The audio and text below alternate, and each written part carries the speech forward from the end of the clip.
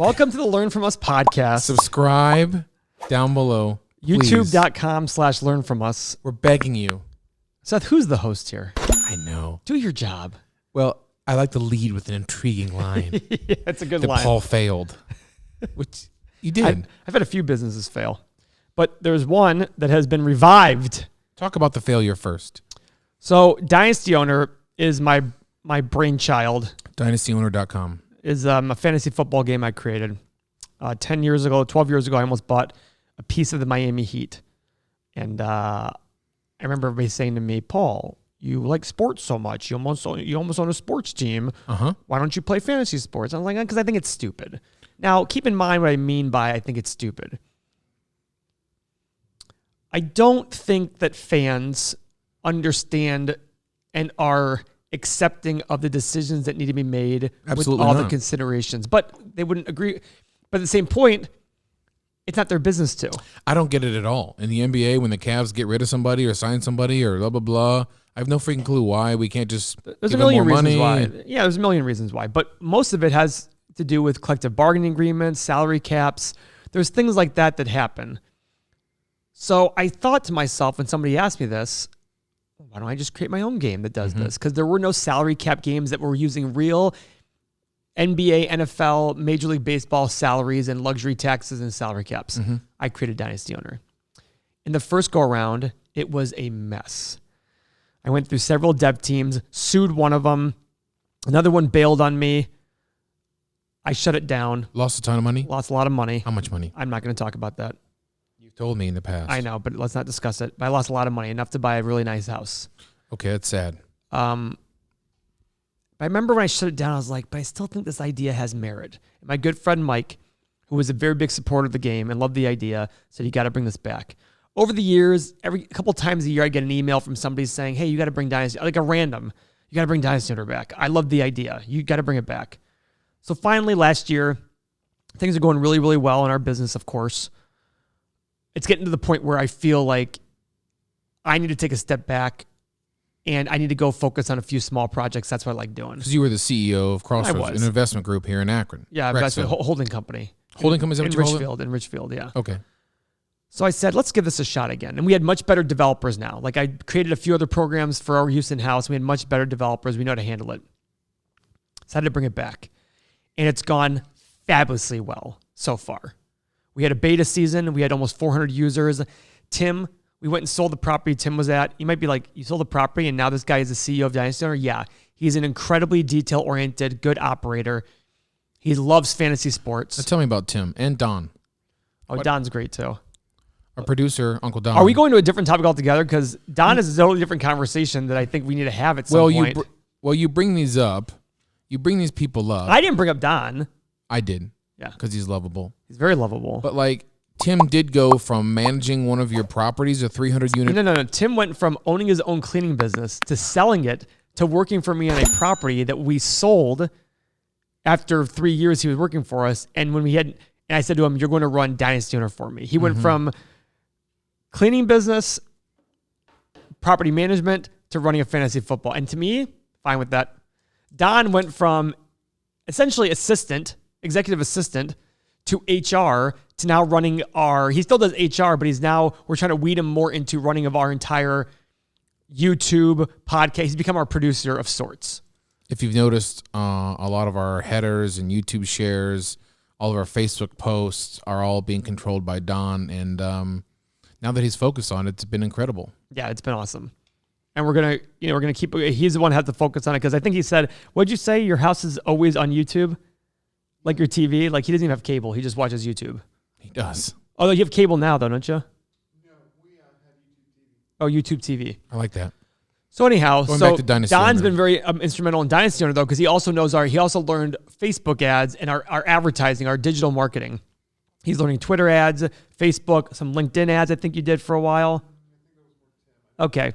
Either way, Don's becoming our guru in-house for all this. And I love bringing people on who have never learned any of it because I care about, are you teachable?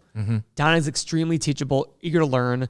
He spends a lot of time learning, so that's what it was. Same with Tim. Tim spends a lot of time learning, and I wanted to he knew nothing about programming. He still doesn't.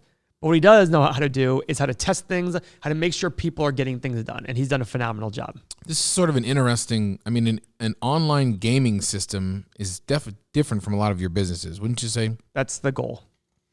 And this is still risky. We've put a few $100,000 in this business a second time around, and it could go to nothing. But we're getting a lot of great feedback, and we're getting.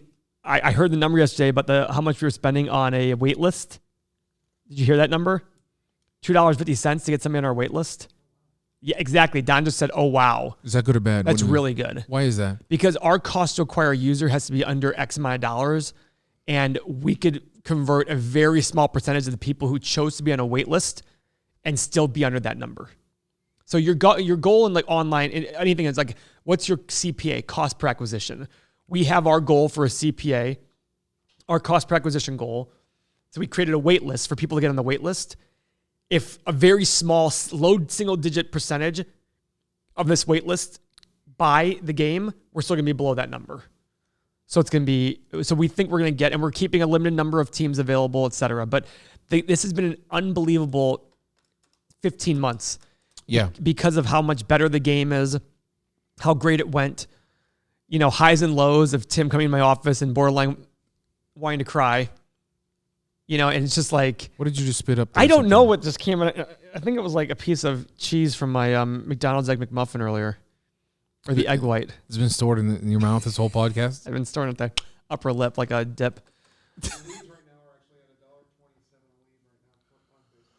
Don is saying wait a second, $1.27 now per no, not per sign up?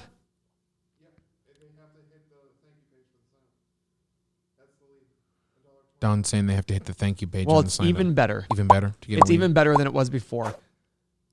Without saying the number out loud, can you do in your fingers how many have signed up today?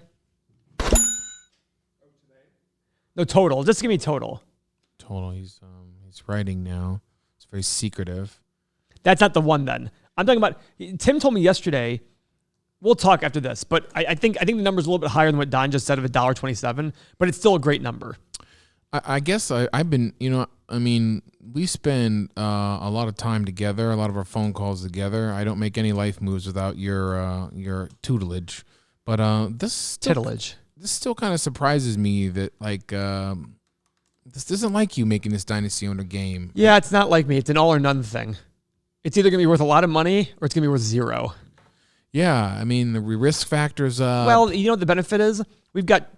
I think Mikey told me the other day, our official number, we've merged a couple companies together. Our official number is 12 businesses that we have. They're all going to make good money this year, except for Dynasty Owner, which could still make good money this year, by the way. So we look at it and saying, listen, are we getting a high ROI on our other businesses? Yes. Okay, can we take a small percentage of that and put it towards another business? Yep. Okay, let's do it. One that has such a high potential for return. What do your founding partners think about all this? They love the game. Really? Love it. Even Mikey, your brother? Mikey's probably even more than Andrew and Chris. Mikey's even more stoked about Dynasty Owner than any of them. Wow. For the potential or? For the potential and how much fun it is and all that stuff. The potential is great. There is a lot of potential in the game. Just 100,000 users and we make a lot of money. Plus, it'll be great to be able. Mikey likes doing things that are showing our talents in other ways. We're always going to have people to. We want to show that we can handle a lot of things and we're able to learn and do things. I don't like it when people say, oh, I'm a real estate guy. I'm a stock guy. I look at it and go, no, I'm an investor. My job is to allocate capital. That's it. So if I find my allocation of capital has to go towards an online fantasy sports game, I will just find a good operator to go do it for me. Right? I hear you. That's all my goal is. I read these Warren Buffett annual letters and he talks about all the companies he has he has 80, 90 companies across the portfolio, and every single one of them makes they make dozens of acquisitions every year in similar businesses. The whole point is my job isn't to sit there and say, I'm only focused on this. My job is to sit there and say, oh, if I can make money, ironically, I used to say, if I can make money selling baseball cards, I would. Ironically, you talk about the Magic the Gathering. Yeah, I'm into Magic big time. Too deep. Yeah, but the whole point is, Mikey's super excited about it. Is there a competitor you could buy out and get their audience? I'm sure there is, but we don't want to put more money into this unless it's the game. If we get our user goal in the next year or two, for the first 2 years. And 10,000 this year? This year is 12,000. Gosh, it's so different from 400.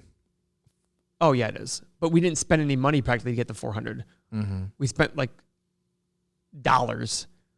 I think we spent $1,200 and got those 400 signups. We'll probably have to ramp up promotions pretty. Yeah, that's a good question how we do that. I don't know.